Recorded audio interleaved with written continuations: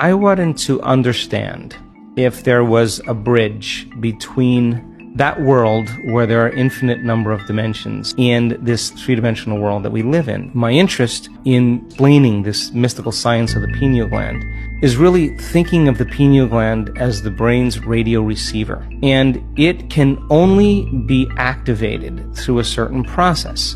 When this latent system switches on, the arousal that's created is energy moving from the body right up into the brain. And that energy rushes all the way up into the pineal gland. The moment that happens, the brain goes into what's called gamma brainwave patterns. They're having a full-on sensory experience without their senses. And whatever's going on between their ears, the vision that they're having, they're not visualizing. It's happening to them.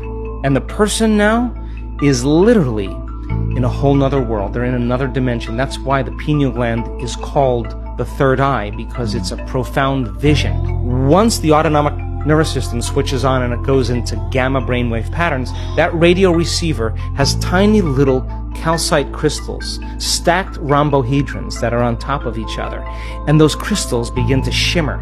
They begin to oscillate. And now the radio receiver is activated. And when the brain latches on to a frequency, the pineal gland acts as a transducer. And the pineal gland begins to release upgraded versions of melatonin. Melatonin already causes us to dream, but now you're going to really dream. It already causes us to relax, but now you're going to make a benzodiazepine. You are going to chill way out. You are no longer going to be in survival. Melatonin is already an antioxidant, but you're going to make two of the most powerful antioxidants known to man. Anti-cancer, anti-aging, anti-heart disease, anti-stroke, anti-neurodegenerative, anti-inflammatory, antimicrobial. And then you make that one amazing chemical called dimethyltryptamine. And that begins to switch on. And what happens is you no longer move through space to experience time. You move through times. And you experience dimensions or spaces. And the biggest lie that we've ever been told is that we're linear beings living a linear life. We are dimensional beings living a dimensional life. And when the doors of dimension open to you, and you get a glimpse of how big this really is, you are going to care less about politics.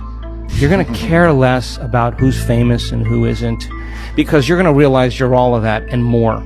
We have people that have switched this system, this latent system on, and they have a greater understanding of who they really are.